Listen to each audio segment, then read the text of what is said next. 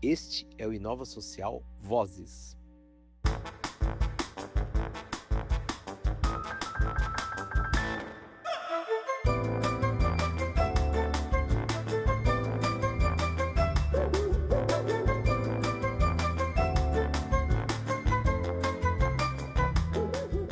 Seguimos com o Inova Social Vozes, a série especial do nosso podcast direto do Summit Aliança Empreendedora há 20 anos.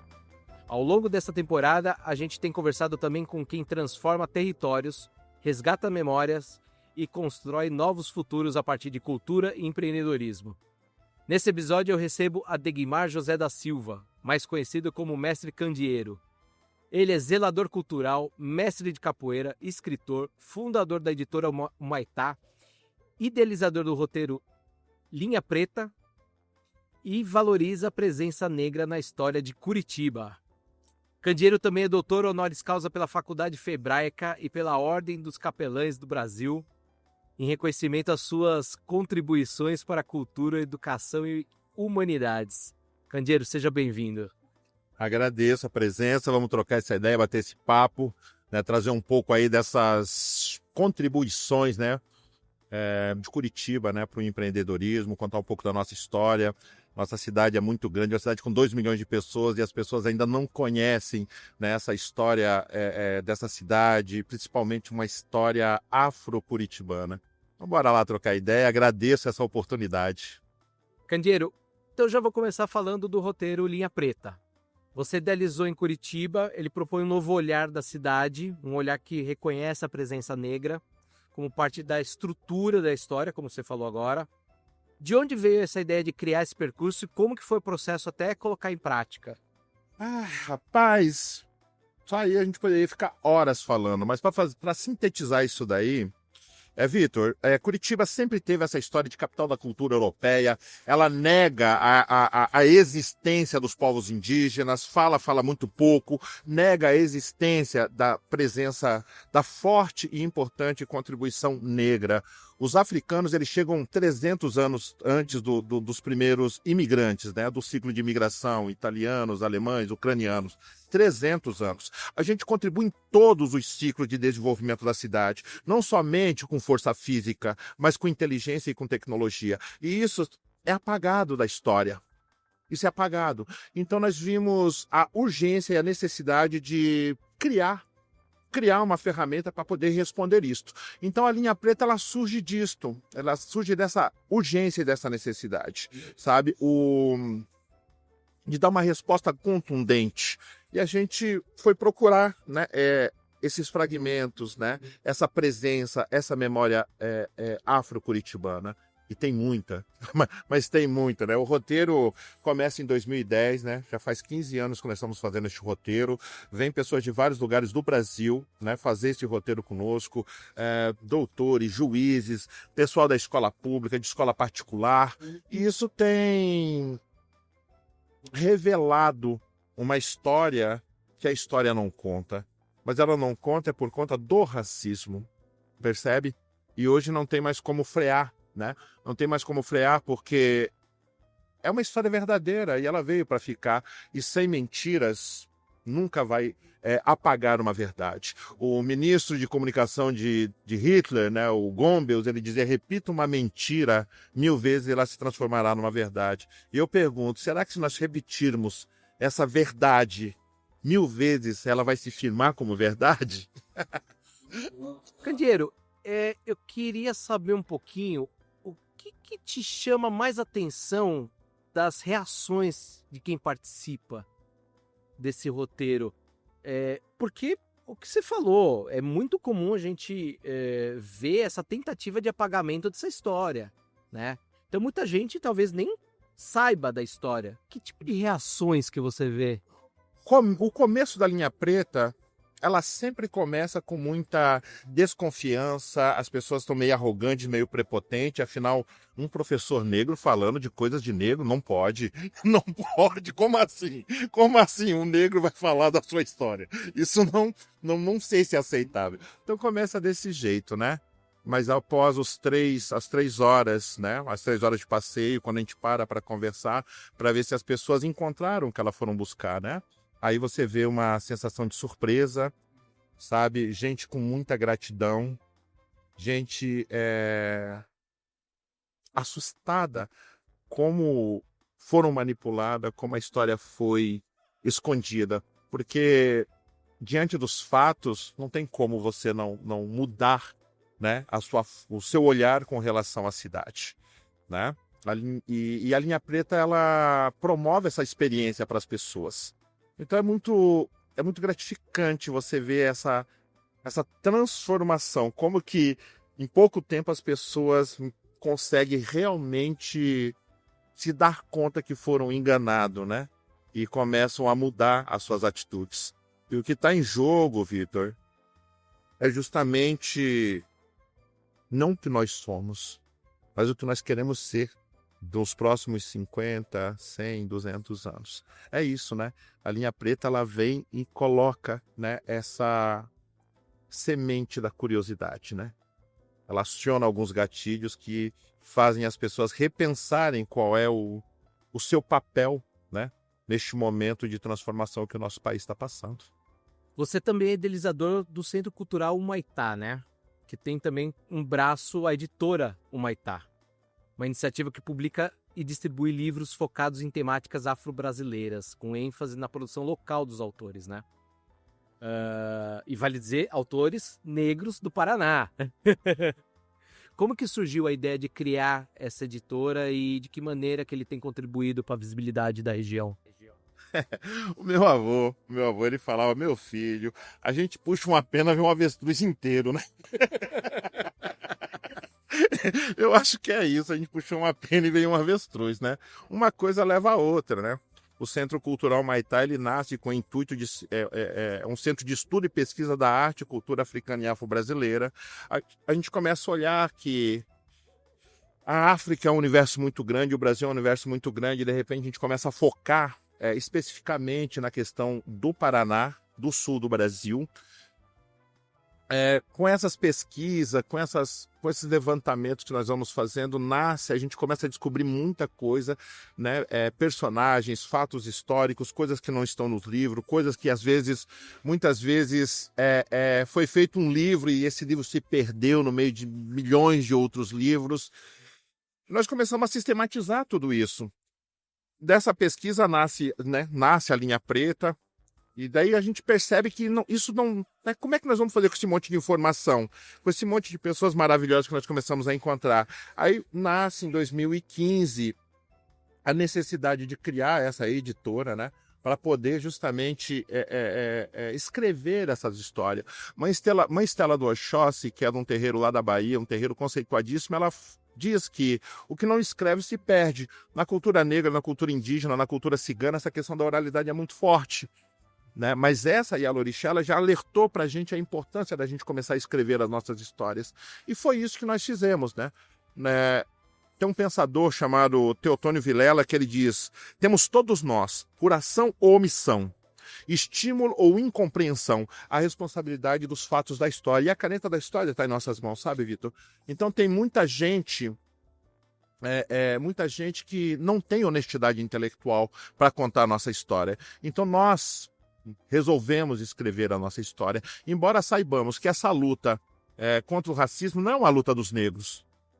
É uma luta de sociedade, então todas as pessoas brancas são muito bem-vindas. A questão indígena não é uma questão dos indígenas, é uma luta de sociedade. A questão das mulheres, cara, não é uma luta das mulheres, é uma luta de sociedade, todos os homens são bem-vindos, né? E nós pegamos a caneta e começamos a escrever a nossa história. Nesses 15 anos, já são 30 títulos, né, que a gente... 30 escritores afro-paranaenses que a gente já conseguiu publicá-los. Está numa crescente bem interessante. Conseguimos, né, nesses 10 anos aí da editora, fazer um convênio onde as escolas estaduais compraram os nossos livros, a nossa narrativa está chegando para as nossas crianças. sabe? Então são vitórias e cada vez mais abre esse leque porque a gente está conhecendo pessoas importantes, pessoas maravilhosas e inclusive pessoas brancas que também têm feito estudos maravilhosos que merecem ser publicados e a gente está querendo ver também como é que a gente aproveita esses estudos, né, que esses intelectuais não negros estão fazendo também, que precisa chegar para todo mundo, né? E é isso, velho, sabe? Puxei uma pena e veio um avestruz inteiro. Candeeiro, você falou uma coisa interessante, né? Como assim um homem negro falando da sua história, né? E você falou também das vitórias. Então eu queria puxar um pouquinho essa parte. Você tem uma trajetória incrível, mestre de capoeira, defensor popular, escritor, te coloca num lugar de escuta, mas também de orientação, né? Eu queria escutar de você, em meio a tantas conquistas, que caminhos você ainda acredita que ainda precisam ser construídos. E você falou um ponto interessante, é uma luta da sociedade, né? Então, o que você gostaria de ver as novas gerações, não só os negros, mas também outros grupos raciais, carregassem dessa luta? A nossa luta, toda essa luta que nós fizemos, fez com que o governo federal sancionasse aí o feriado do Dia da Consciência Negra, né? Primeiro ano que nós comemoramos isso foi 2024. Quando se fala em consciência negra, nós estamos falando de conhecimento. Então hoje, Vitor, quando eu falo em consciência negra, quando eu olho para essa juventude, eu vejo duas coisas, né? Para mim estar pleno, eu preciso ter conhecimento e desenvolvimento econômico-financeiro. Desenvolvimento econômico-financeiro, sem conhecimento, a gente vê aí Robinhos, Neymars, Ronaldinhos, tantas pessoas que têm muito dinheiro e não têm conhecimento. Percebe? E aí você vê também tantas pessoas que acumulam um conhecimento fantástico, mas isso não virou recurso financeiro. Essa pessoa também fica frustrada. Eu acredito que a gente tem que investir mais na educação. Nós estamos num momento, né, que é informação, a informação está na palma da sua mão. Então a nossa periferia, os nossos jovens brasileiros, não vou falar nem jovens afro-brasileiros, né, embora seja a maioria da população, tem que se apegar muito a isto. Conhecimento e desenvolvimento econômico-financeiro.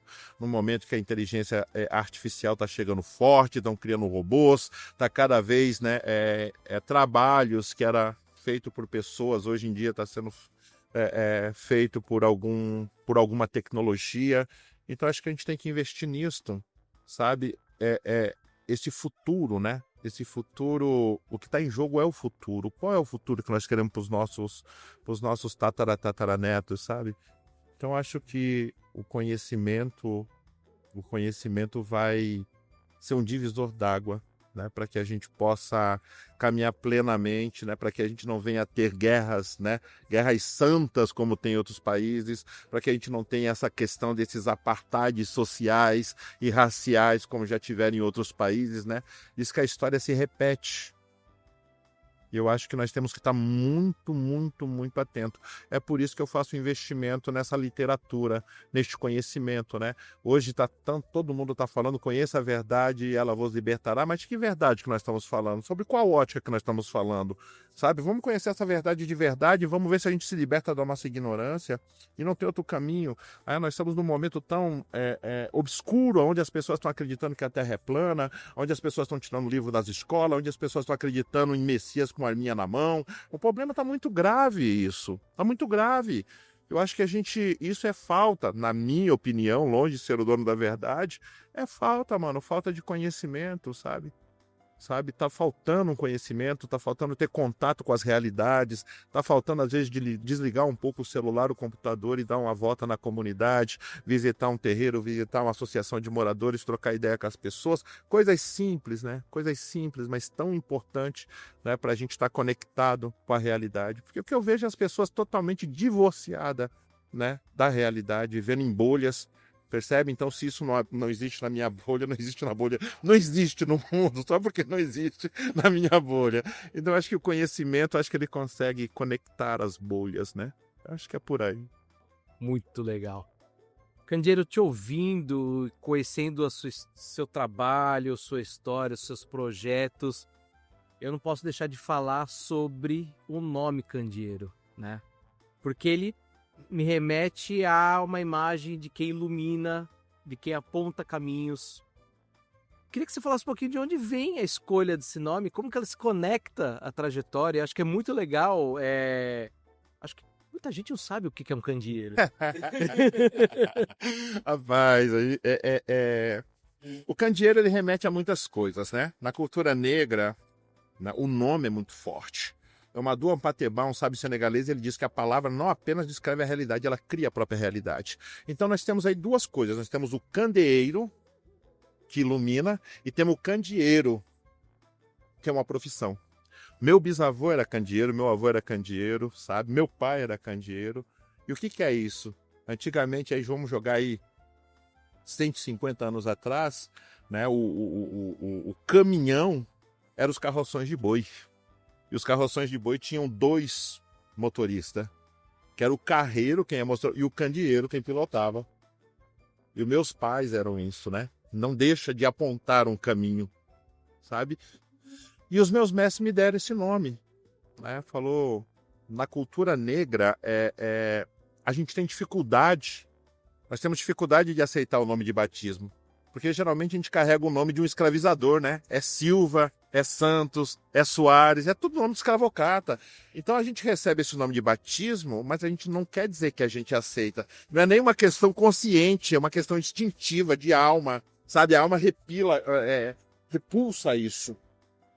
Então, Vitor, é muito comum você ter esse pseudônimo, essa alcunha, né? E esse pseudônimo, muitas vezes, ele é muito mais potente, muito mais forte que o nome de batismo. E o meu está vinculado à luz. O meu está vinculado à luz e está vinculado à questão do trabalho, né? Isso me deixa muito orgulhoso, sabe? Dessa missão, né, de apontar caminho, de ajudar a conduzir o carro, né? Conduzir um carro de boi não é para qualquer um não, né? No momento que a boiada tá solta, rapaz, né?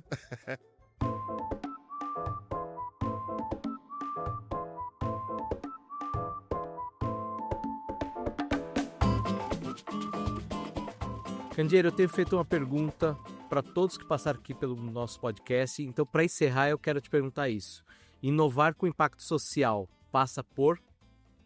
Inovar com impacto social passa por, querido, informação e sensibilidade. Perfeito. Candeeiro, muito obrigado pelo bate-papo. Agradeço muito. E o ouvinte, a gente se vê no próximo episódio. Até logo.